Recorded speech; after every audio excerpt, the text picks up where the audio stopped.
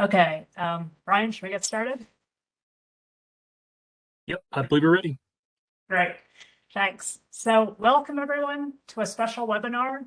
I'm Debbie Liu. I'm the Associate Director of ESIG. For those of you who aren't familiar with ESIG, we're a membership-based nonprofit organization. We provide members with objective information, resources, and networking opportunities to support clean energy and energy systems integration decisions. And we do this with workshops, tutorials, webinars like today, through blogs, working groups, task force activities, and we produce technical resource materials, and we're going to be talking about one of those today. ESIG also serves in a leadership role with the Global Power System Transformation Consortium, or GPST, and GPST convenes key actors to catalyze a rapid clean energy transition at unprecedented scale and speed. ESIG leads one of the 5 pillars, which deals with the research agenda for the system operators. And you can get more information on GPST from globalpst.org. Now, regarding logistics, all the participant lines are going to be muted for the duration of the webinar. If you have a question, we ask you to go to slido.com, enter in ESIG12 as the event code. So ESIG in all caps. And the instructions are also at the bottom of the screen here. You'll also see a thumbs up button next to the questions, so you can cast a vote to help prioritize the questions that are submitted. So don't use the WebEx question feature. Please go to slido.com to ask questions. And we're going to save time to answer questions on Slido at the end of the presentation. We'll send you an email with a link that'll have the video file once we post that. And we're also going to provide short responses to unanswered questions after the webinar. So please don't be afraid to ask your questions through slido.com. So I'm going to introduce today's topic with a few slides. So Brian, if you can, thank you. So if you go to the next slide, a lot of you might be asking, why a macrogrid? In the fall of 2020, we convened transmission experts and clean energy modelers to look at the role of transmission in decarbonizing the grid. If you go to the next slide, Brian, we found if you want to meet the triple goal of reliable, affordable, and clean, we need significant transmission expansion. You go to the next slide. Most people think delivering resources to loads is the only reason for transmission. And it certainly is a big reason because we know that demand is going to increase with electrification. We know that if we want to decarbonize electricity, we may need 1,000 gigawatts or more of wind and solar. And DERs, distributed energy resources, will contribute. They won't be sufficient on their own. So we also need transmission for resource adequacy. And this graphic here is from SPP. It's a great example of how an increased market footprint and transmission to connect the diversity of that footprint has resulted in a decreasing capacity reserve margin over time, which saves customers money because they build fewer generators to meet the demand. And if you go to the next slide, we also need transmission for resilience. So during Winter Storm Uri last year, this is showing congestion at the MISO PJM border. So it was preventing more power to flow west to help affected regions. So MISO was importing about 13,000 megawatts from PJM and others in the east and sending about half of that west to SPP and others. And of course, we know ERCOT was really limited to what it could import, only up to 800 megawatts. And if you go to the next slide, Ryan, then there's also a host of other reliability benefits, steady state, dynamic stability issues. These are the weak grid issues, small signal stability.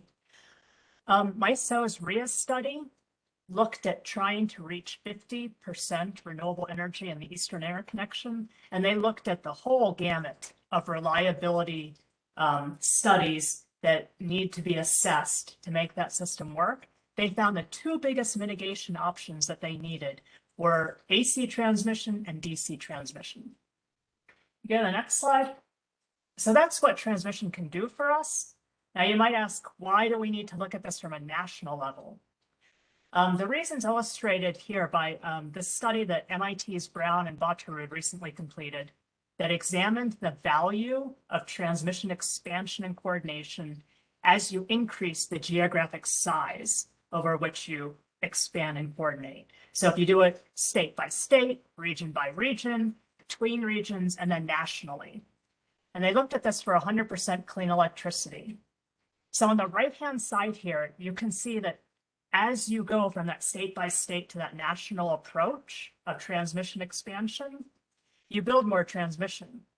And on the bottom left, you can see that as you build that more transmission, you reduce the cost of zero carbon electricity. The cost reduces in half between that state by state approach and this national approach. You go to the next slide, Ryan. We also find if you can plan and optimize transmission at a national scale, like a macrogrid, we can save money. So on the left here, the NREL study shows you save money if you build a macrogrid. So the benefit to cost ratio for the macrogrid shown here is 2.5. It goes up to 2.9 if you try to get to higher levels of renewables. So it's 2.5 for 50% renewables, 2.9 when you try to get to 85% renewables. And then on the right here, Vibrant Clean Energy 0 by 50 study, they examine goals of 100% clean electricity, 100% clean energy, and the transmission expansion costs for those two scenarios are $200 billion and $350 billion respectively. And the macrogrid that they build out looks like this, shown on the right. They find that if you don't use a macrogrid approach, it costs $1 trillion more to reach the 100% clean energy goal economy-wide by 2050. You go to the next slide. So 200 billion, 350 billion, those are large numbers. However, when we look across the clean energy studies out there, we find that that cost of transmission is tiny compared to the capital costs of generators, the fuel and operations and maintenance costs of running the system. So on the left, again, this is that MIT Brown and Botterud study, and it's looking at the system delivered cost of electricity for their different scenarios. And most of the cost you can see is in the wind capital cost in blue, the PV capital cost in orange, and then the battery capital cost in green. Transmission costs are the red box on top. It's about $5 per megawatt hour. Then the middle graphic here is from the NREL study, and you can see that most of the cost is in the fixed and variable generation costs, and the transmission costs are this blue sliver that I've outlined in red. And then on the right here is that 0 by 50, 100% clean energy economy wide. And again, most of the cost is generation, fixed and variable costs. They also have a lot of distribution infrastructure costs because they do extensive electrification. But the transmission piece, again, highlighted in red, is this tiny sliver here. If you go to the next slide. In 2021, we published a report on these findings, and we made 3 recommendations. We suggested we need ongoing national transmission planning, that we need proactively planned transmission to clean energy zones, and that we needed to examine a national macrogrid. That was the 3rd recommendation. And Bob Zavadil of EnerNex, he pulled together an all-star team of experts.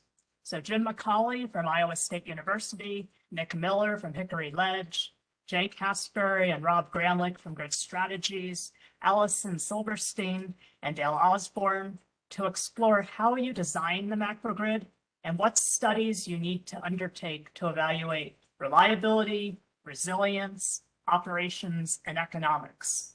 So you go to this link to get the report, and the team, with the exception of Rob, who's on a plane right now, the team is going to present the findings to you today. And with that, I'm going to turn it over to Bob. Okay. Thank you, Debbie. Let's see where we at. Our slides are a little out of sequence. So as we began to explore the transmission challenge related to very high levels of clean electricity, what struck us initially and throughout the exercise was really the scope and scale. As Debbie mentioned, when you're talking about a gigawatt of new wind and solar, roughly just for the clean electricity scenario, those numbers got to be pretty scary. So if you take a conventional view from today looking out and try to see how we might expand the AC system, it gets blurry very quickly, given our track record of the last couple of days.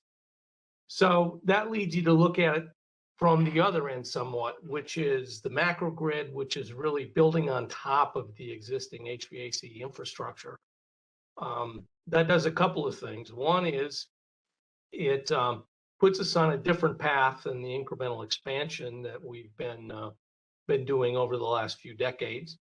And secondly, it allows you to take advantage of really the scope and scale of the challenge itself. And we're talking about volumes of energy and distances over which that energy has to be transported.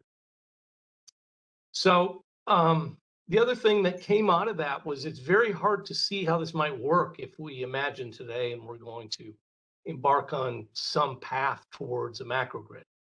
So by the end of our exercise, the team felt strongly that it was important that we sort of look at the endpoint as really the first step in this, to try to imagine what the macrogrid might be, what it might do, what it might consist of for that end target scenario, 100% clean electricity or something very similar. Obviously, at some point, one needs to connect that to the present. But if you don't know what the endpoint is, you're working without a net a little bit. So let's move on to the next slide, please. We're obviously talking about HVDC, but a little bit more than that. We're talking about multi-terminal HVDC with voltage source converters.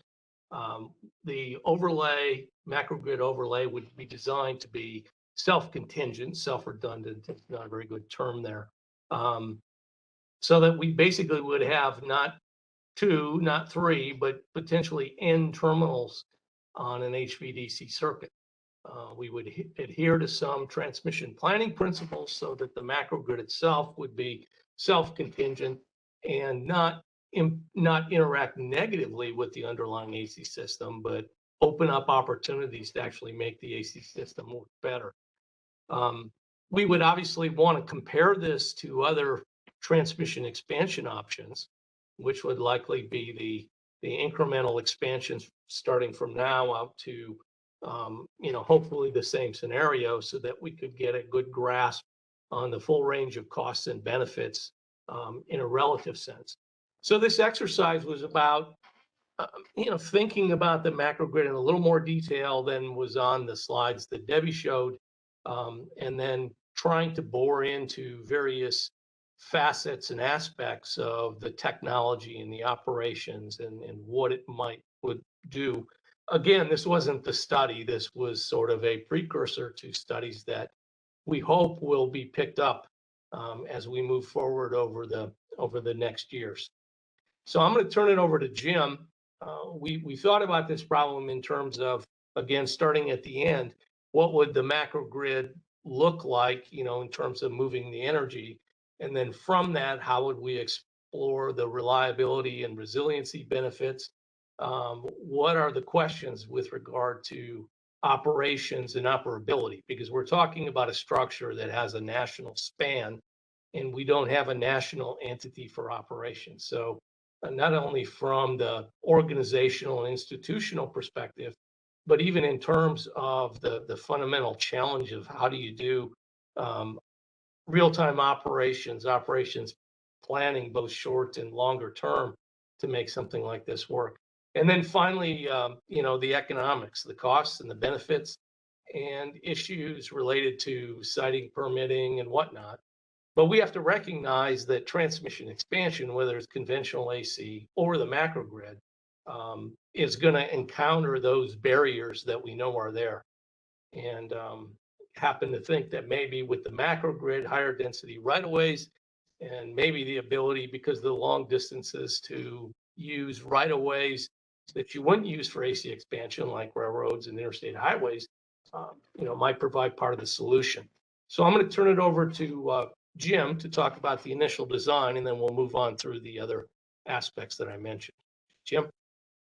Yeah, thanks, Bob. Yeah, so we can stay on this slide just for a second here. The figure on the right came out of this discussion that ESIG sponsored a year ago. It was started in 2020, went over to January 2021 amongst about 50, 60 different experts from all over the United States got together and essentially, from experience, developed the design that you see here. And so that design, and there's been others as well that I'll show you in the next slide, has been studied. People are starting to study it more and more. But the objective of these studies, in my view, is particularly as we go forward, would be to think carefully about the benefits that are offered by the macrogrid, and then identify those sort of attempt to expand and extend those benefits. Debbie mentioned reducing cost of decarbonization as being an important one, and also through the diminishing of costs related to just to energy and services that result as a result of going across time zones, and certainly planning reserves and sharing reserves across during regional peaks is important. And then there's a number of issues related to reliability and resilience, and what we refer to as optionality and adaptability, that we think that the macrogrid will also speak to. And the key here is to perform the design in an effort to extend and expand these very significant benefits that we think go along with the macrogrid. So next slide. And so this shows just a summary of some of the studies that have been done. The one that Debbie referred to by Brown and Butterwood, and then at the top there's one by a consultant. The same study in the top left hand, and then the one from ESIG on the far right corner, and then bottom left hand is one that's being studied now. And some of the issues here that are sort of high level that relate to each one of these as we go forward would be, geographical scope, certainly an issue. To what extent can Canada be involved in the development and implementation of a macrogrid? ERCOT's another issue.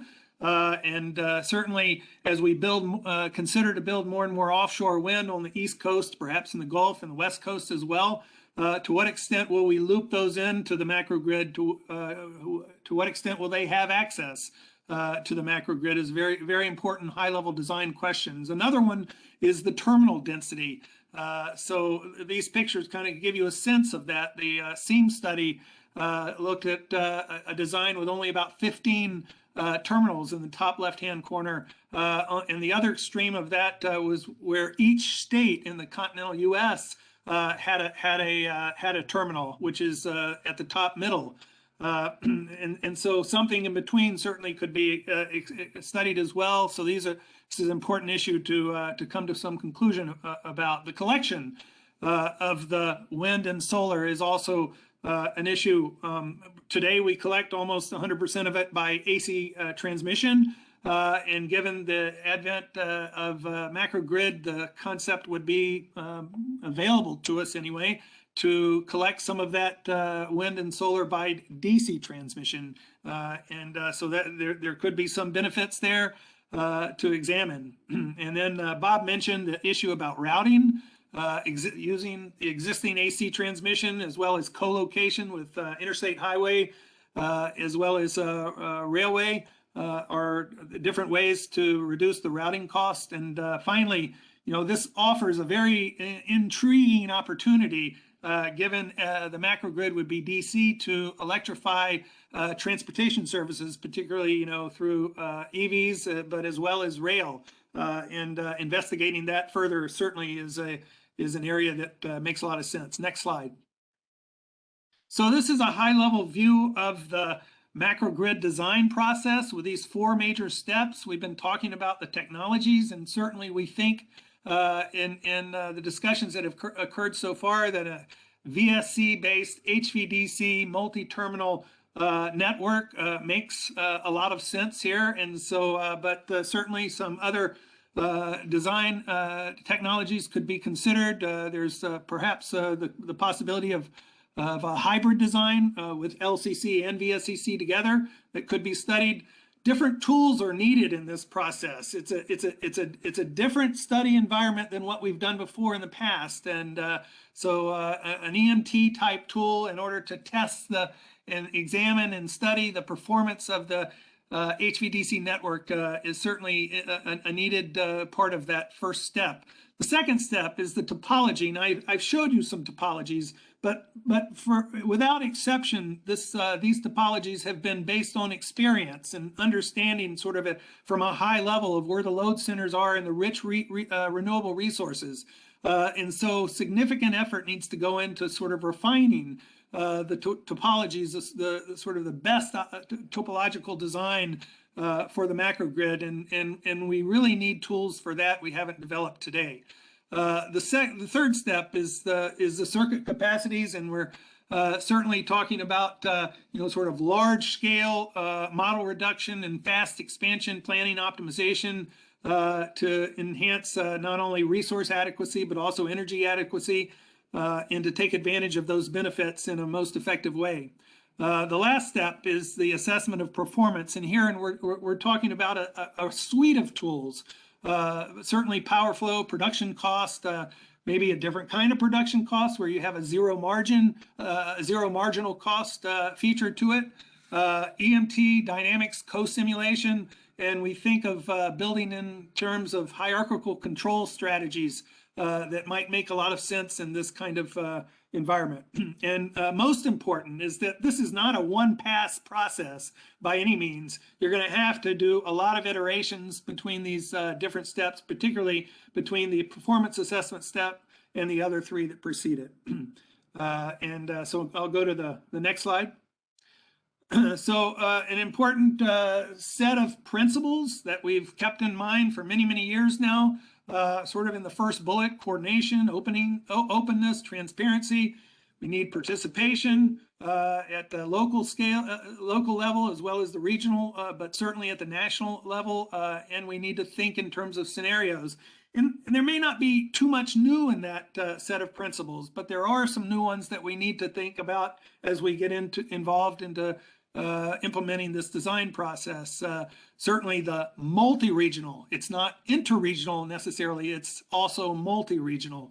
And rather than simply reactive, we need to be proactive in this design process, supporting policy and thinking in terms of not only power flow capability and stability, but also reliability, resilience, and this notion of adaptiveness or optionality. We need tools to do that. New concepts are certainly in play here. Enhanced control opportunities are very exciting with respect to macrogrid deployment. Some new engineering design considerations. I mentioned robustness and optionality. And then finally, and this is as important as anything, you build at this level, at this scale, you need the ability to investigate the interdependencies between the macrogrid, the electric grid, and other energy networks in the country, and other networks, other kinds of sectors that depend on energy. And so studies in that direction also need to take place. Next slide. So I'll just end with this slide. Of all of the engineering concepts that we've discussed over the last few years in relation to macrogrid, there's many, but this one seems to take center stage in multiple discussions that we've had. We call it the rule of three, and we don't mean to suggest it's a hard and fast rule, but it's a very important guideline that ensures that the macrogrid will be, we refer to this term, self-contingent, means that for loss of any one element, the macrogrid will be able to continue operation without negative performance on the underlying AC system.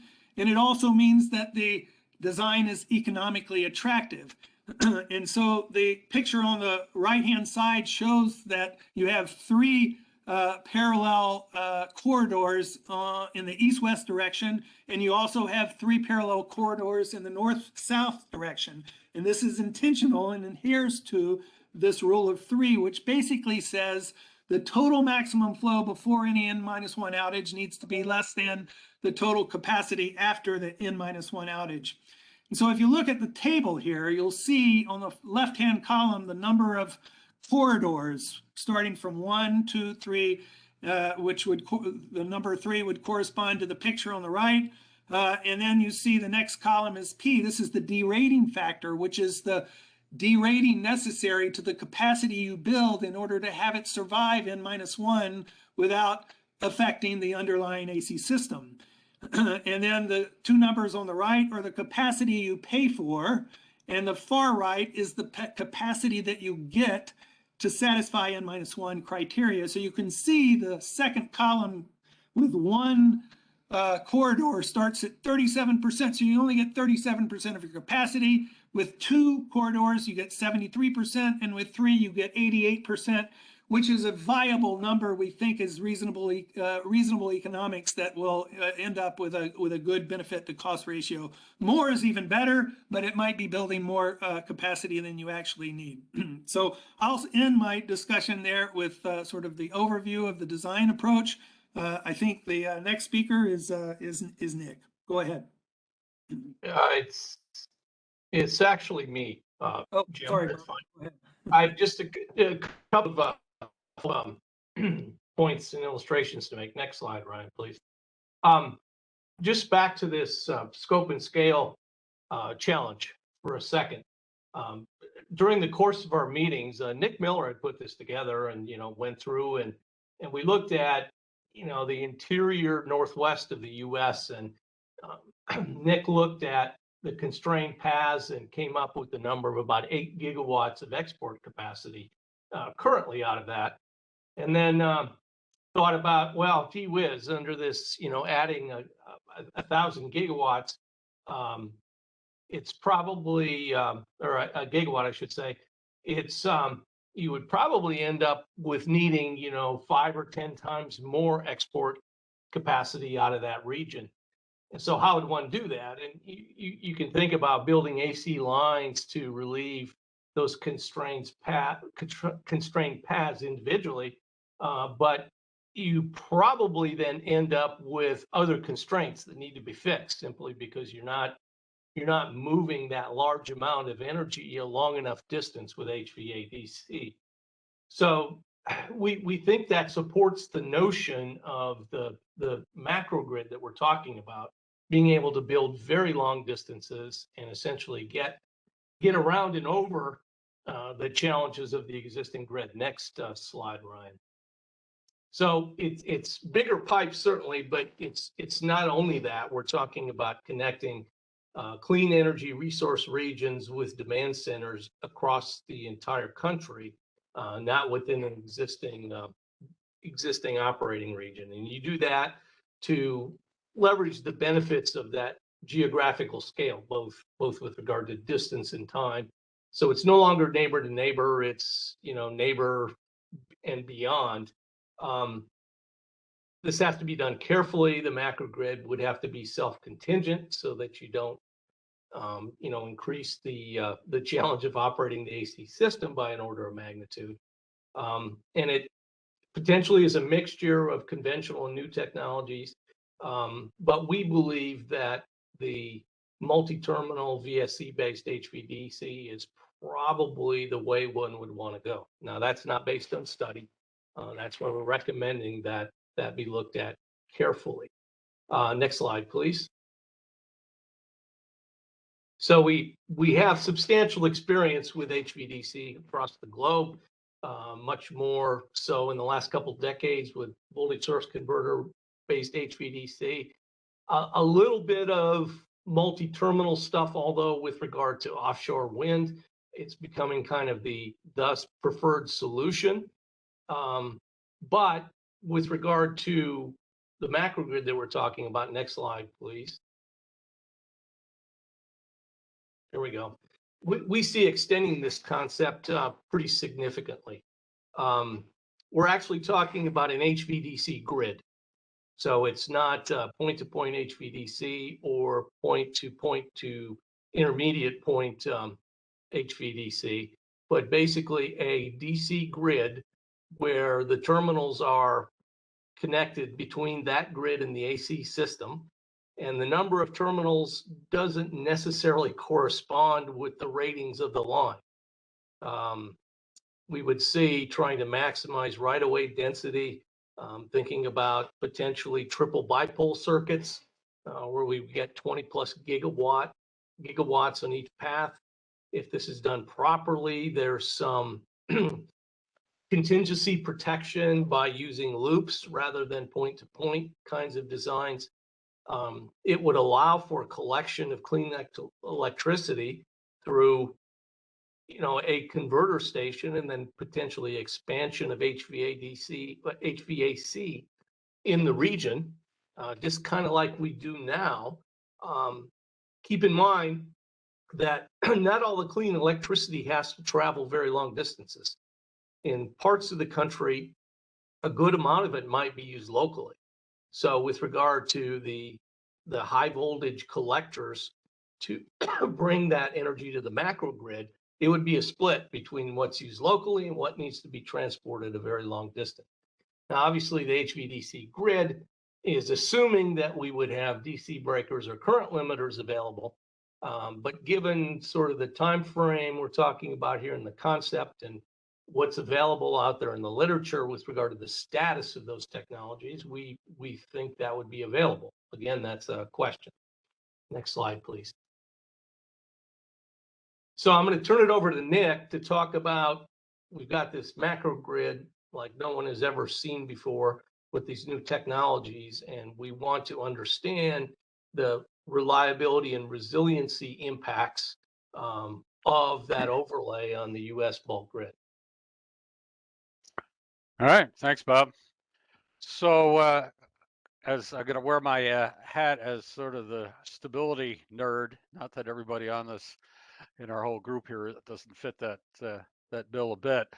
So we're going to I've started here reusing this this figure that Bob used, and it was a thought exercise that I put together as we were looking at the scale.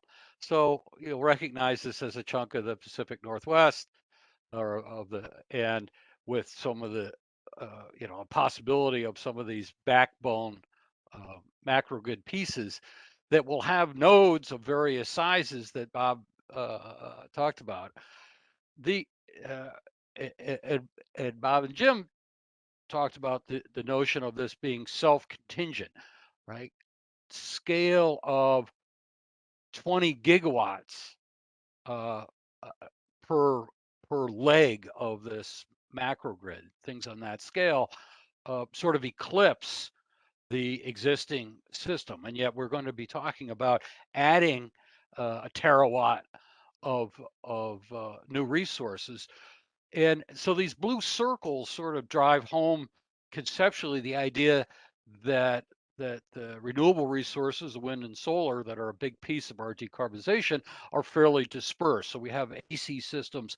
We're going to be using the existing AC systems, as Bob showed in that little sketch, in sort of two ways. One is that they will be integrated into the AC grid that's there and will be expanded naturally to complement this, right? You don't build a 6-lane interstate highway and then do nothing at the interchanges to allow the traffic on and off. So it's kind of not a bad mental image for the notion that the supporting AC system has a great deal of needs.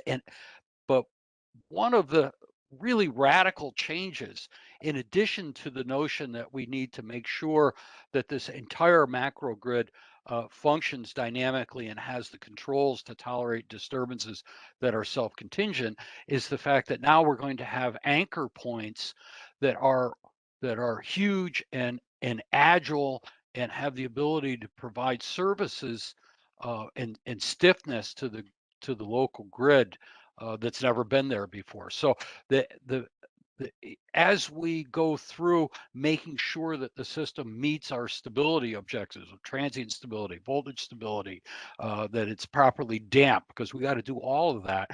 Many of the existing tools and approaches are going to need to evolve to this new structure, and it opens opportunities. For example, in this last bullet on this slide, the notion that the macrogrid may allow the existing paths and the existing constraints to be relaxed, because now the larger system overhead provides the buffer necessary. So there's the point here is that there's a significant amount of return that will need to be evaluated and exploited to this existing plus enhanced conventional grid that will produce benefits to all the stakeholders, even if they don't live near a node. So let's go on to the next slide. The other face of that, so those were stability questions and keeping the system stuck, is that now this structure tying together vast resources over big distances allows a variety of systemic services to be shared, and they're listed across the top here. We'll be able to take advantage of this extremely controllable and agile HVDC structure to make sure that the frequency of that underlying system, some of which will be integrated, some of which will be segmented, are met, and we won't need to carry as many resources for frequency response. They'll be quicker and more agile. We'll be able to squeeze more out of the system, and as Debbie pointed out, it changes the dynamics of this, change the resource adequacy as it affects these reliability, especially this fast time frame reliability. So this is, again, new ground, and the ability to deliver a whole variety of services from the macrogrid to these subsystems and to share from one region to another will need to be exploited to get the maximum economic and societal benefit. Next slide.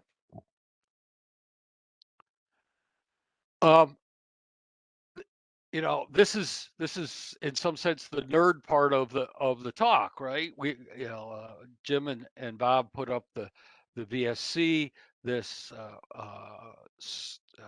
self-commutating and highly agile HVDC is going to be overlaid in a world that has a variety of new capabilities. So I'm sure we got people on the call that are interested in a variety of different types of technologies, and maybe are specialists in battery energy storage or advanced controls grid forming capability for wind turbines and solar plants. And grid enhancing technologies like smart dynamic rating and topology things. We don't envision this study as being, we don't want it to go off into the development of many different types of technology, but at the same time, the vision here is that we would go into this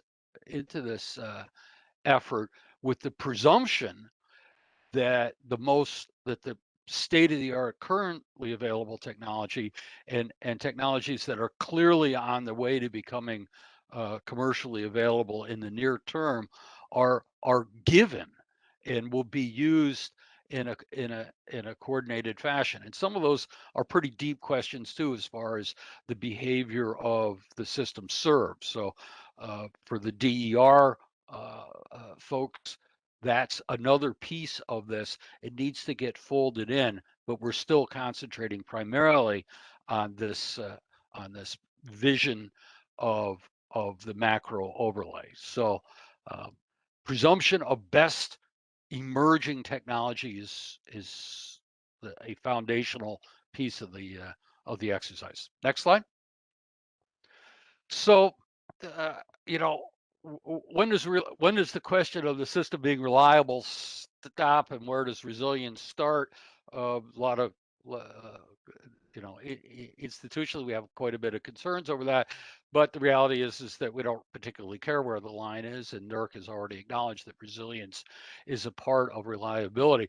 But this is a mix of a technical and a societal expectation that the world has changed, and the systems that have been built for normal historic weather conditions are now seemingly inevitably going to be exposed to progressively more frequent extremes. We use some language here, high impact, low frequency or low probability events are also all starting to evolve into high impact, medium probability events. We need to be able to build into this system some recognition of that reality. The public is not going to accept the notion that we don't know how this thing will behave when we have massive disruptions. That's not to say that we're going to necessarily design this thing to handle without interruption of customers anything that Mother Nature or other nefarious sources can throw at it, but rather that we build it for good outcomes. Good outcomes being in under cases of extremes, we have fewer customers interrupted, shorter duration, more easily reassembled, better system restoration, more selective interruptions so that most critical types of loads are served. This is new ground for the industry in general, and it's new ground for the design of a macrogrid. So we have some new classes of investigation to look at and new classes of remediation to consider. So we're not going to be able to build this thing using sort of, I'll say pejoratively, a Slavish approach to this is how we do reliability. It is impossible to do certain actions in advance of or following classes of disturbances because that's not allowed. So there's going to be some practice truths that are going to have to be challenged for us to get the maximum societal benefit from a reliability and a resilience. So that's an important piece of this puzzle. There's going to be some sharp intakes of breath as we move forward through this work. Say, we can't afford that practice. It's too conservative, or it doesn't take advantage of our ability to make things smarter. It doesn't take advantage of the extreme agility and speed of of the macrogrid and these other new resources. We got to approach this differently. So pretty exciting, and I'll stop there and hand it over to Jay. Thanks, Nick. Hopefully everybody can hear me, and look forward to talking to you a little bit about the operations and operability of the macrogrid. As you've heard, we're not talking about an incremental change to current systems and current processes. We're talking about a game changer in terms of the capabilities and the performance objectives that one could expect if we had a robust macrogrid with these voltage source converter multi-terminal HVDC lines that are networked and self-contingent, and how that would perform in terms of improving the overall operations of the bulk power system. There's going to be a lot of need to re-optimize and think about interfaces with existing systems, and this is not just an incremental step. So let's go on to the next slide. But before we do, I guess if you think about the current queues that are out there today, we got 850 gigawatts of renewable resources that are stuck in queues right now. And hopefully there's going to be some reforms at FERC to help us integrate those resources in an efficient and effective manner. But could you only imagine if a bulk majority of those resources were not being injected into the current AC systems and being managed by the current transmission service providers, but actually being injected onto the DC terminals and able to move that energy where it's needed as weather patterns shift, as time zones let us take advantage of load patterns and things like that, could be tremendous. But I think the capabilities and implications of sharing services that are enabled by a macrogrid are phenomenal. On the next slide, we talk a little bit about some of the operations and operability considerations and objectives of what of what this system would do and how it would change how we think about reliability, whether that's operating reserves or control area errors or um, just the procurement of capacity and energy to meet these goals that we've all set out there for decarbonizing our grid. Um, Obviously, there's going to be big impacts to organizational structures and the responsibilities for the operations of the overlay. We need to assess all of the requirements of the macrogrid and how it's going to integrate with and affect the existing network and integrate into the existing markets and as well as into new service, not only providers in terms of resources, but maybe new large loads that may want to be direct served from a macrogrid. The future, we can create our future, which is really exciting. But we're going to need to look at new tools and new approaches that may not be required, that may be required to fulfill our national goals and objectives of decarbonizing this power system. Clearly, we're going to keep the lights on, and that's obviously criteria one. Let's go into the next slide and talk a little bit about some of the operations and operability implications as you start looking at how it would interface with the existing ISOs and RTOs and all of the different control points that would be available to dispatch resources, to procure reserves, to move energy, to to actually provide tremendous amounts of ancillary services across the system. And we've got to really take full advantage of the controllability and the capabilities of these new HVDC technologies that are proven and being deployed around the world. Um, Current control structures are based on cooperation between neighbors, and the current joint operating agreements between neighbors and neighbors are going to have to be rethought because with a macrogrid you can procure services and energy and capacity from the system through a macrogrid operator, hopefully at a cheaper cost than doing it on your own. And all these studies have shown this. But clearly, we're going to be looking at taking advantage of resources from our neighbor's system and taking full advantage of the high quality sun during the day and the high quality wind resources at the plains at night and offshore. Those are all going to be really important.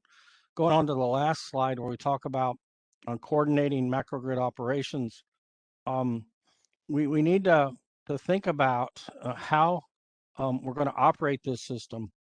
Clearly, we're going to have to meet reliability and resilience requirements and have new tools and to make sure we design and operate a system to meet our objectives, not just economics, but also security and everything else.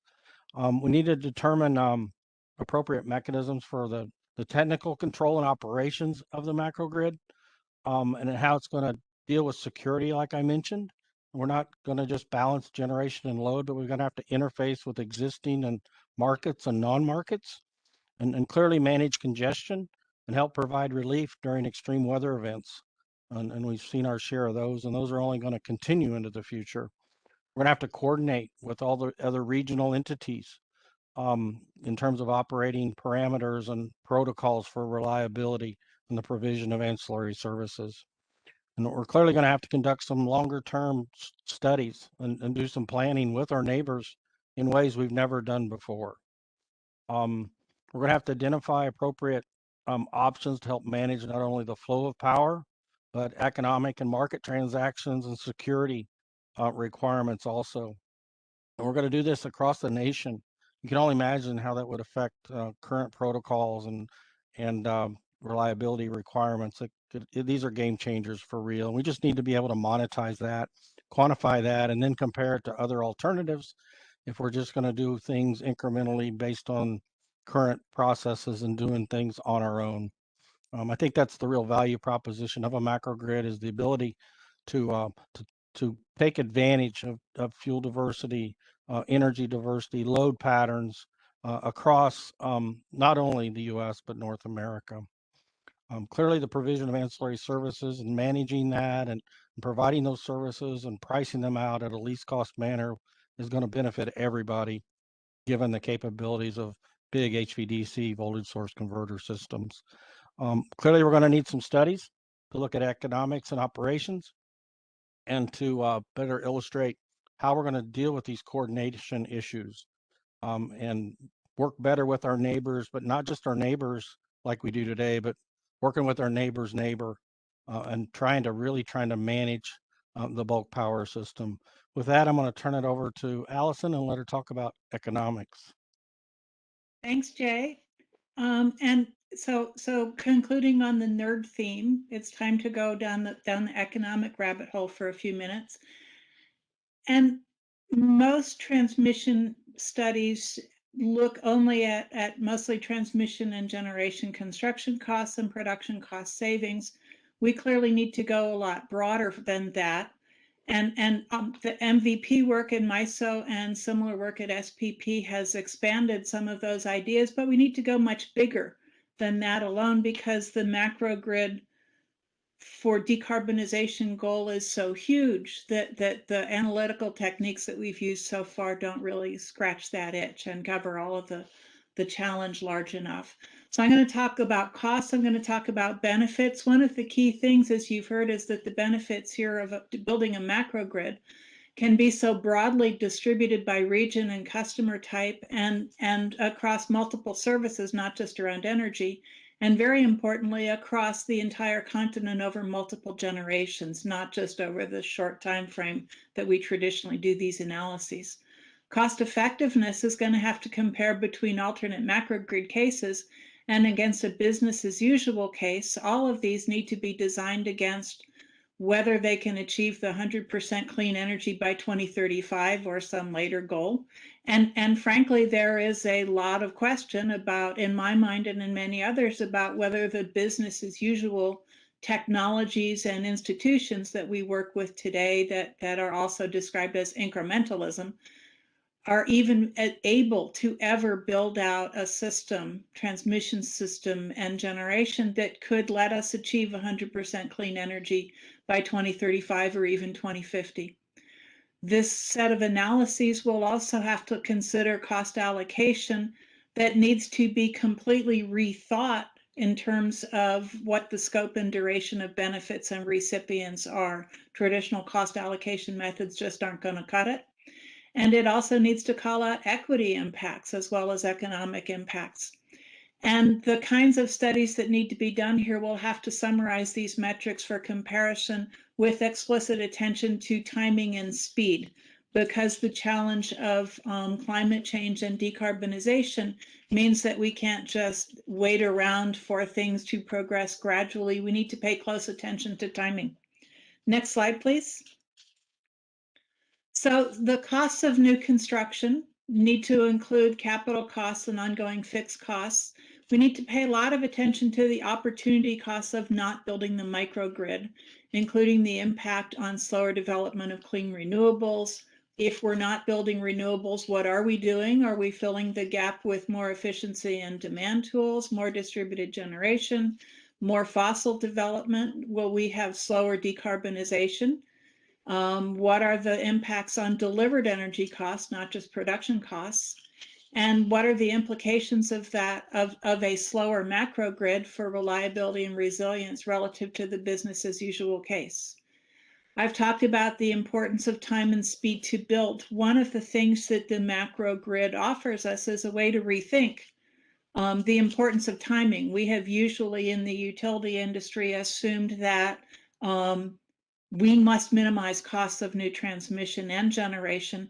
And the fact of the matter is that today, given the challenge of decarbonization and the timing and alarming rate of climate change, we need carbon reduction as fast as possible. And what that means is there is a huge carbon value or decarbonization value of time and speed, in the same way that is parallel to the time value of money. So the lines that we can build fast with minimal opposition, even if they have a higher nominal capital cost, are likely very much worth it in terms of decarbonization. So we need to come up with a new way to think about the trade-offs between speed of construction or feasibility and the cost of mileage or more expensive structures. It has always been my personal view that the most cost-effective line is the one that we can get in the air and working on behalf of customers and reliability as quickly as possible. And avoiding litigation, I doubt that there's many lawyers on the call, but I'm not a big fan of litigation. I'm a fan of getting the maximum amount of benefits as quickly as possible in terms of economics, reliability, and resilience. We spent a couple minutes thinking about ways to reduce the costs of the macrogrid and their converter stations and lines. And some of those options that I think Bob mentioned early on include routing along existing transmission pipeline and highway right-of-ways and railroads, in case Jim Hecker is on the line here. Siting converter stations at existing and retired power plants and mines, using limited selective undergrounding where appropriate, maximize the capability and of the functionality on an initial build with things like broader rights of way, larger structures, and broader terminal capacity and siting, so that you can expand these facilities later on. And again, using longer routes and bigger payments to get around hostile landowners and communities. There's a reason that so many small towns in New England along the path down from Quebec have a lot of utility funded parks and fire stations. It's because a little bit of money makes for good neighbors. Next, please. In terms of benefits, as we need to make sure that all of the scenarios and the costs of benefits are consistently defined and evaluated, and then you have to start calculating the difference on benefits between different scenarios and factors. Most of the benefits should be credited to a specific goal, i.e. the amount of clean energy you can get.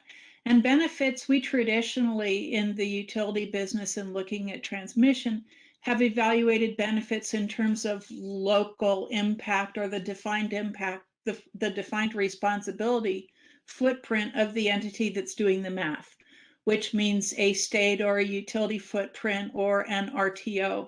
And we rarely calculate or consider the benefits outside the immediate geographic area.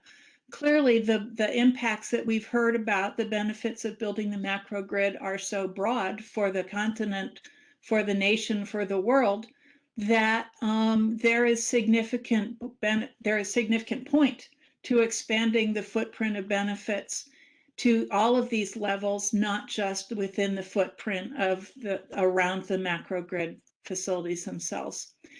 And again, benefits for every scenario should be compared to the impacts of the business as usual, no macrogrid scenario, to make sure that we completely understand the opportunities costs of not building out the macrogrid, which apparently acquired an extra G in the math of that, in putting this together. Again, we're looking at building 2 to 3 times the amount of transmission system that we have today. And so the challenge of doing that is extraordinary, and it is hard to imagine the scope of these benefits as well as the scope of these costs. So it's going to take a lot of detailed penciling out of these things. The other thing that we need to do as we do these analyses is compare all of the different macrogrid and business as usual options against a consistent set of scenarios that consider things like technology cost and availability, the timing of decarbonization goals, the rates of things like energy efficiency, electrification, distributed energy resources, population growth, economic growth, and how bad weather and climate could get, as well as how capital costs might change over the time of this. So this will require some careful construction of scenarios and alternate cases to perform a consistent set of analyses for all of this. The last thing I want to talk about is, next slide, please. Optionality and insurance value. And I want to give props to to Grid Strategies for a nice little piece of work they did on how transmission enhances optionality. We do not know what the future is going to look like. That's why scenarios matter. And that's why transmission is so important, given the uncertainties about how load will evolve, what different fuels and resources and technologies will cost, even what kinds of technologies will break through and change relative to others. transmission is sort of the common enabler for every conceivable technology or every alternative that we can think up for what happens with electrification, what happens with the relative costs of wind, solar storage, distributed generation, et cetera. So that's what makes these sensitivity studies that I discussed so important. But one of the things that we know about the value of transmission, and by extension, the value of the macrogrid, is that transmission creates insurance value, particularly for mitigating high impact grid events, which you've heard we're calling high impact medium frequency rather than high impact low frequency. And this table from the Goggin and Gramlich work on resilience shows us their estimates of the value of an additional gigawatt of transmission capability by region for a variety of deeply unpleasant recent major events, including Texas heat waves, Winter Storm Uri, bomb cyclones, polar vortexes, and very clearly you get massive savings, massive gains in terms of the human and economic costs of having these disasters hit. So that the more transmission that we have, not only will it reduce the costs of resources broadly for society, but it will make our systems more, and our human lives more resilient and cost less against these sorts of disasters that are hitting us all too often and increasingly often. Bob, I think it's your turn to wrap things up. Thank you. Okay, thank you, Alison, Jay, Nick, Jim. Looks like we're doing pretty good on time. I'd have a few parting comments here before we get to questions and answers. Some of these are a reinforcement. We heard from the beginning that transmission is needed for clean electricity, clean energy futures. You know, DER is a part of it, storage is a part of it, but a lot of transmission is a key to actually being able to achieve that. After discussing this with the team for the last 6 months, we really feel that the scope and scale is underappreciated. When you talk about the amount of clean energy resources, where they might be, where that energy would have to go, it's really beyond what any of us who have been involved with transmission expansion planning have dared to consider. So that kind of underlies this, and it's easy to get lost because we obviously are going to revert to what's more comfortable and think about how we might build out. But that scope and scale for the defined target, I think, is important to keep in mind. And that's why there's, you know, some concerns about a conventional expansion of the HVAC bulk system. Would we be able to get there? Now, obviously, we'd be able to get there, but sort of at what cost, both in terms of the pure economics and the complexity and maybe the potential, you know, lack of the other benefits that could be achieved with a different approach. We believe that advanced HVDC is ready for prime time. Voltage source converters at 3,000 amps, that gives you 2,400 megawatts on a single pole. That sounds like a nice size power generation facility. Obviously, we're talking grid forming technology, so we leave open the possibility of downstream other benefits to be captured. This could be done potentially in a way where we really put a lot on individual rights of way. If the macrogrid is designed to be self-contingent, even if we lost one of those right-of-ways, tornado tears down the towers, you know, potentially the rest of the macrogrid could pick that up without a hitch. So true DC grid, obviously bringing in the grid protection, DC breaker current limiter issue is important there, but we think that it's close enough that it needs to be studied as an alternative. And it's attendant with the challenge on the other side, which is 100% clean electricity or decarbonization. So You can't expect to do brand new things on one side with the tools that we've been using for a very long time on the other. So we think it needs to be explored. Now, in terms of exploring, I don't know that the folks on the team all see this exactly the same way after 6 months of weekly teleconferences and writing and, you know, that kind of stuff. And so we know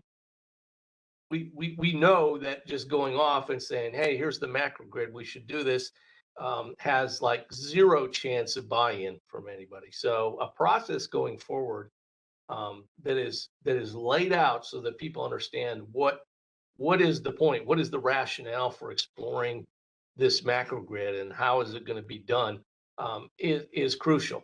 And it's not a small effort, but it's one that needs to be as transparent as possible with all the industry stakeholders that want to be involved and want to see this unfold, having that opportunity. So I think I'll close there and I'll hand it back to our moderator, Debbie, and we'll see what we can do in terms of answering some questions.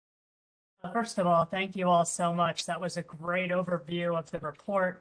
Again, you can go to the link and download that.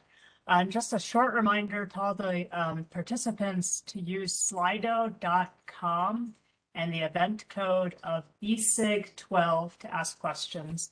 And there's already a number of questions here. So I'd like to ask all the panelists, all the presenters to please start your video and we'll have some good discussion here. So first question, this is kind of general. Once planned, who's going to build these lines? Will they be bid competitively? How would incumbent utilities feel about it? That's there's a lot to say there. Does anyone want to start? That sounds like an Alison question.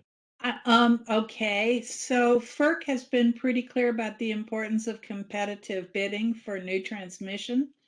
And on the other hand, I'm practical and whatever it will take to get it done works for me.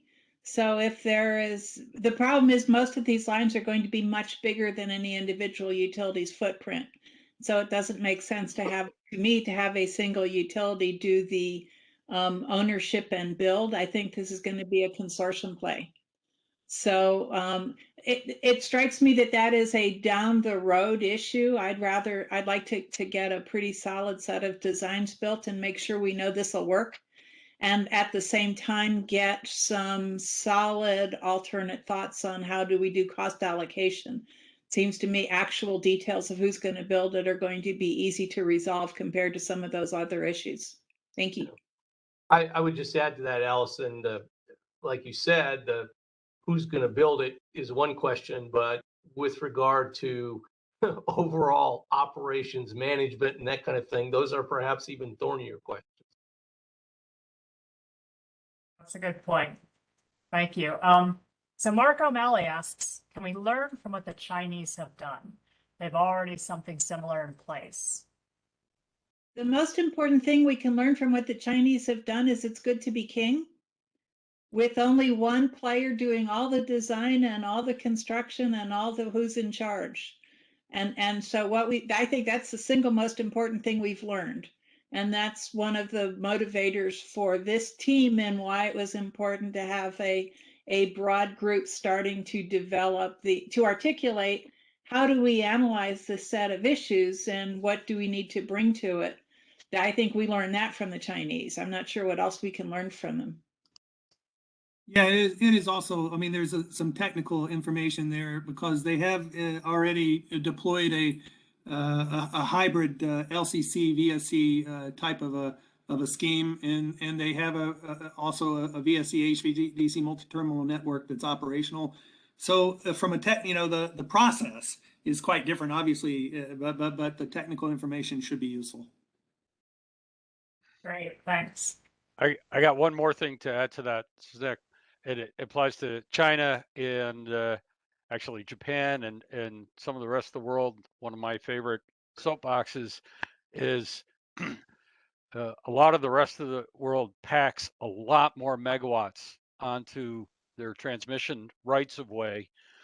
We have a societal obligation to be able, we, the industry, to be able to look the public in the eye and say, we are using this land to the absolute utmost societal benefit. And if we can't do that, we're in deep yogurt.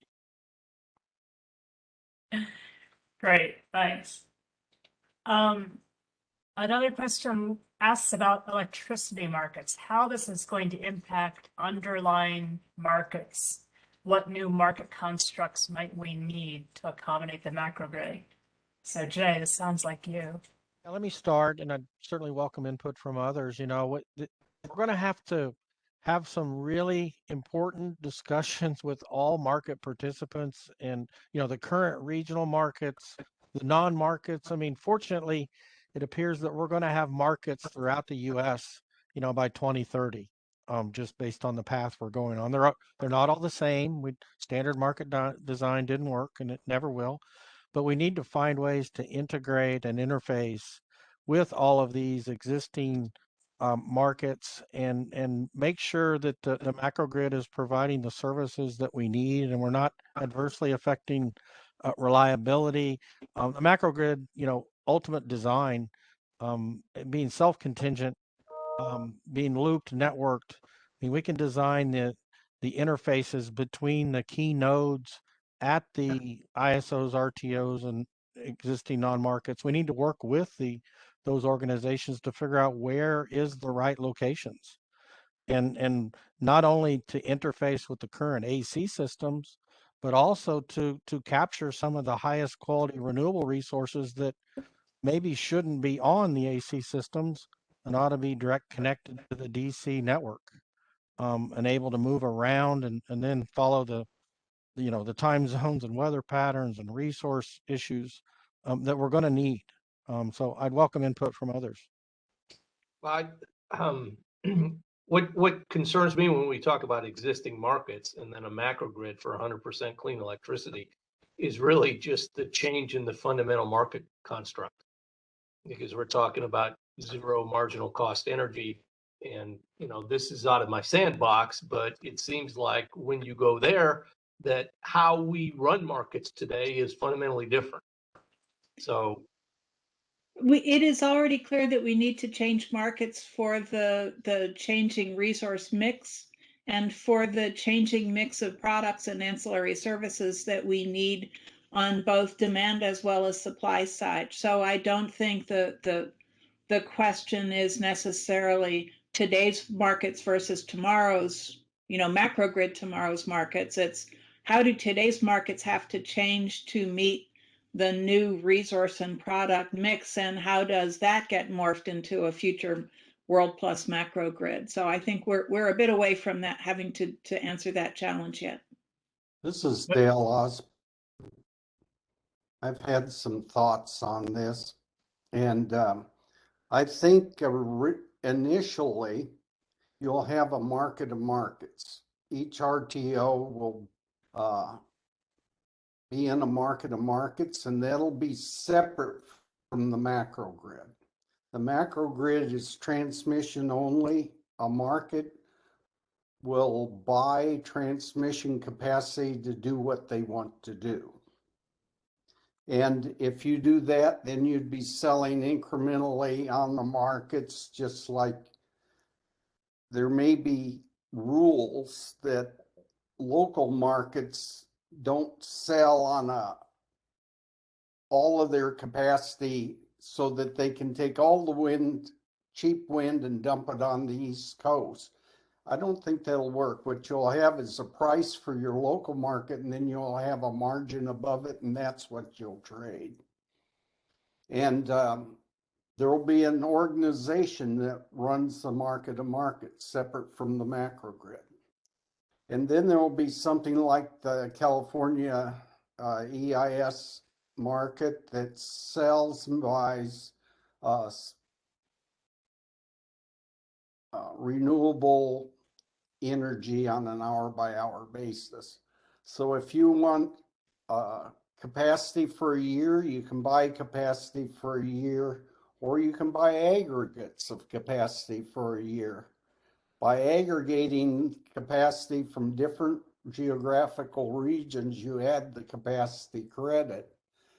And some people think wind will go up to 33% capacity credit. And California solar can go up to 87% capacity credit on the Eastern interconnection. Now, the other things that might happen is like currently there's two sets of rules in the US. There's one for the federals, municipals, public power, REAs, co-ops. They have one set of rules and they are not regulated by FERC. And then the other set, the IOUs, are regulated by FERC and they can trade with anyone, but there's some restrictions on what you can do with the, like the federal water power. That goes mainly this public group. So you could have another market separate from the market of markets that is running, like TVA could trade with BPA.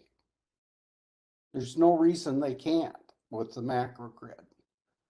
And, but there's a law that says from 1949, with all their vision they had at that time, that TVA can't sell to anybody but anybody that was connected to TVA in 1930 or 49, which is kind of silly because nobody exists in the form they were in 1949 for all intents and purposes. They've been merged and bought and changed, and all the RTOs are different now.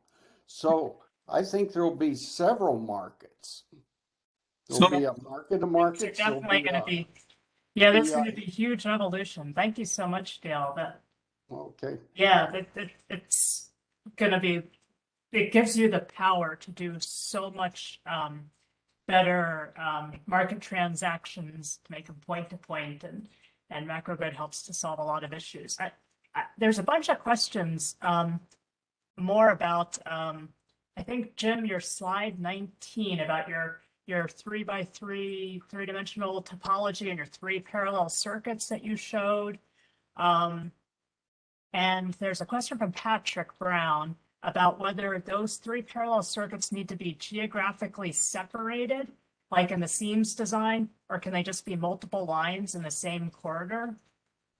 Yeah, so that's a good question, and the self-contingent means that it's highly unlikely that you would outage 2 of those lines simultaneously, right? So you would want them in separate corridors. There's also a related question that Shahil Shah asks, which is about the capacity of each of those corridors in that 3x3 topology that you presented. And if the capacity in each of those corridors will create contingencies that are bigger than today's single largest contingencies. So that's certainly the case, that you would have contingencies where power interruption on a single line would be larger than anything you might think of today. But the design itself would allow for that, as long as it's n-1. Now, if you lost the substation with potential for 2 or more lines outaging, that's a different story. And the current thinking is you'd probably need remedial action schemes to deal with that level of contingency. Still, Osborn, I think those lines, or you call them corridors, would have a capacity somewhere around 24,000 megawatts apiece in 4 poles or 6 poles. So 24,000 megawatts in each of those corridors is what you're In thinking? each line. But again, if it's not point to point and you essentially have a loop somewhere, the system is operated so that if you lose one point to point path, all circuits, it could be picked up on the other ones. Now, this doesn't cover the substation contingency with the converter, but it does cover the line contingency.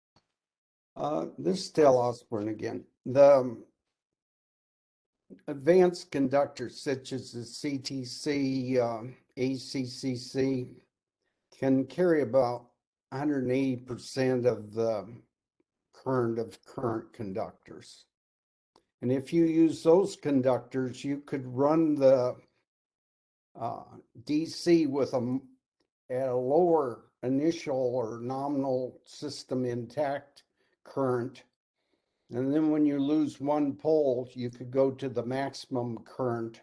You could have contingencies on one DC line that could be covered by that DC line. So if you lose one pole, the output would be the same. It's just the current per line and the losses that go up, and you'd have to have the losses made up at the either the generators or the sink source side or the sink side. You'd have to make up the losses. Okay. Patrick Brown also asks, currently line commutated converters are available at higher voltage and lower losses than voltage source converters. What voltage do you expect VSC to be at by the time construction might begin? So, you know, how fast do we think technology is going to evolve here? This is Dale Osborn again. Well, I this is think your, it'll be probably built at 1100 kV, which is currently the highest voltage available. It'll be that or higher. but Dale, wasn't your original penciling out of this under the assumption of like 800 kV? Yeah, and then I calculated the losses. Oh, okay, okay. And it is much cheaper for DC to go up in voltage than current. Okay. I mean, I guess along those same lines, are there any other technological developments that we would want to be counting on? Maybe in terms of DC breakers or other technology to reach this vision? This is Dale again. I think the current limiter is a very important point because that can control the flows when you have no slope on the price curves. Those markets will be unstable. You have to have an intersection of two lines to make a stable point in control theory. If you flatten them out, they just go from one side to the other side. And some early studies have shown that could be the case. But if you have a current limiter, you schedule that particular line segment, you wouldn't have that. Now, some people say they can build them and have built them at a lot lower voltage. And there's all kinds of papers from superconductor to, I don't know what all, solid state, cold cathode, like the advanced fusion system. They claim they can do 1,000,000 volts at 10,000 amps. And at that 25,000 or 24,000 megawatts at 1100 kV with 6 advanced conductors, 785s, that gives you 9,400 amps. That's a lot. Most AC lines in the US are less than 3,000 amps currently. Yeah, I have a comment on technology / practice evolution that's needed, and I made reference to it in the section I talked about, but I want to reemphasize we can't approach the integration of these systems the way we have historically done reliability analysis, standard N-1 type approaches. It's not going to work. The institutional aversion to things like remedial action schemes and special protective schemes has to go away. And so there's a technology and a practice that needs to evolve. These controls are going to be fast and agile, but they can't be ad hoc. They can't be one-off. There needs to be practice and institutional support to keep them right, keep them properly up to date, allow them to be modeled. There's a whole bunch of things that are on the face of it seem like they should be simple, but in fact won't be simple for the industry to get the most out of this infrastructure. This is Dale Osborn. I think the criteria for the macrogrid will become probabilistic. There'll be a probabilistic evaluation of what the exposure is at the time with the weather, and people decide whether they're going to run the line or not. And I think also with a probabilistic that there's only one basic criteria, and that is the loss of load probability in a certain area. That'll probably be also probabilistic because some people have a higher value for electricity than others. Currently, they just put it all in one big box because they can't figure out how to do it. Now, in the future, people may be in sort of a market and they say what my price is. I'm willing to pay up to this price. If it gets up above that, please shut me off. Not send me the bill like they did in Texas. Right. Thanks. I'm going to switch to a policy question. So what do you think regulators or the federal government or policymakers need to do to advance the macrogrid? What policies would be critical to making this a reality?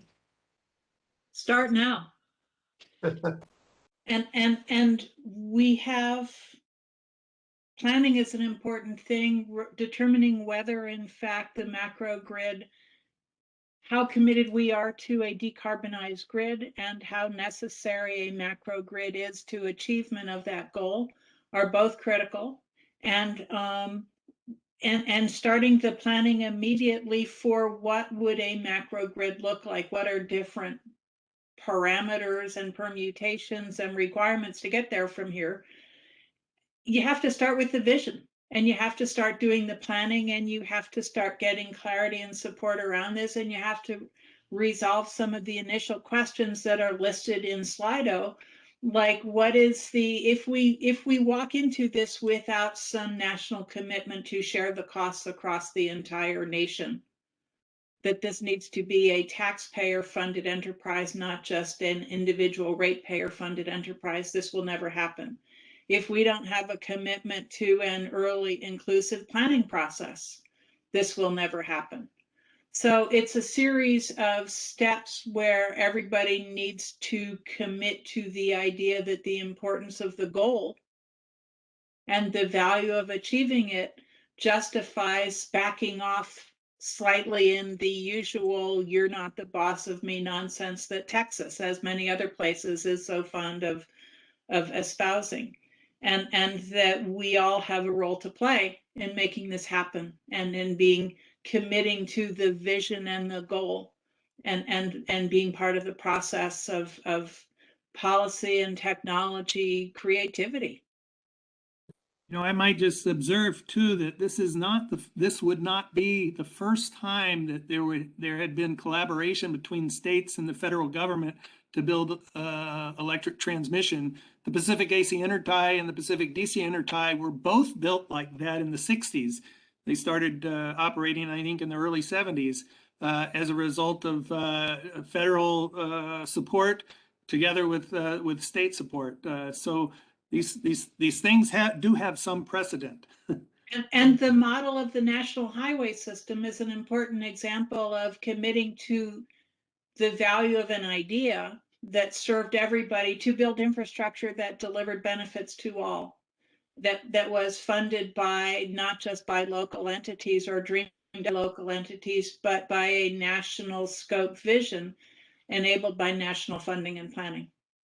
That I was, I realized that we hadn't brought up the interstate highway system directly yet, but that comes up in about every other conversation we've had. And so what I think the first step needs to be is we need to create our map. And the map needs to have considerations for, it's going to be 2-lane plus. This is what the exits are going to look like, you know, those kinds of things. And with all the discussion of a macrogrid over the last, 18 months or whatever, nobody's sort of worked those things out yet. And so I think working those things out to be able to show people, to foster the conversation about, wow, that's a big price tag. Who's going to pay? Who would build? All that kind of stuff. Until we see that vision with a little more clarity, it's going to be really difficult. And explaining as part of that vision development, articulating some of the factors like this will be designed and built in phases. And once we have the initial rule and the initial map, it's less important that it go through this field and along that route so much as we need to connect A and B, and it doesn't matter if it's 25 miles longer route or 300 miles longer route. What matters is we get from A to B and B to C and C to D at this scale. So articulating the vision and the policy commitment to get there is really the most important step to making all of this happen. And that's what we're about today. This is Dale Osborn. I looked at the original concept of the macrogrid a little differently. I looked at it as having 6 regions in the United States and having zonal transmission costs. So when you use that region, you pay for that cost. And in DC, you can actually calculate who's using it and what their cost should be. It's not like AC where you just dump it in and share the costs. See no reason for Nebraska to be paying for the same price or for transmission at a higher price in New York and sharing the costs. And I think if you have local areas and they have a fairly close agreement on what cost allocation is, then you will have a better system. But the other thing is you could build each one of those areas as an independent system and then connect them together later. You don't have to wait for the whole system, everybody to come into agreement. I don't think New England will ever connect anybody. They're worse than Texas, when they withdrew from 2 NREL studies because they didn't want coal by wire, But the other thing is, on Alison's point, the federal government could pay for the entire macrogrid, full-fledged macrogrid, not just the initial one, the full-fledged macrogrid. And with the income that they get, or the taxes they get from the income of building that, they would make more money than what they invested by probably with a 50% return on investment. And you'll have to have an economist do that. Don't take those from an engineer. But I think, that could be, but the worst thing I see that could ever happen to the macrogrid is federal government would own the transmission and become cast in stone like all the federal transmission today. I'm familiar with the Western Area Power Administration, North Dakota Transmission. Those are antiques, and they are taking up very valuable right-of-ways that could be used at a much higher level to get wind out of North Dakota. But you can't touch the things because they're owned by the federal government. Well, thank you, Dale. That certainly are an awful lot of considerations, and we're running a little bit over time, so we're going to need to wrap it up. I really want to thank all of you, Bob, Jim, Nick, Jay, Allison, Dale, for this really informative presentation. We're going to send an email out to all the participants with the link to the video file. We're going to answer the questions we didn't get to. There's a lot of questions on Slido. We'll get them posted as quickly as possible. And I wanted to thank the participants for engaging. Our next webinar will be on April 21st on DER modeling and distribution system operations with Astrid Atkinson of Camus Energy. And we're also going to be holding a forecasting and markets workshop in Denver in June. And this time we're going to combine it with a grid forming inverter workshop. So we're really excited about that. All that's open to everyone. Please register anytime at esig.energy. And I just want to thank Bob and the team once again for the report, for the very timely, informative webinar, and then to all the participants for your interest. We look forward to seeing you again in the near future. Thanks. Maybe.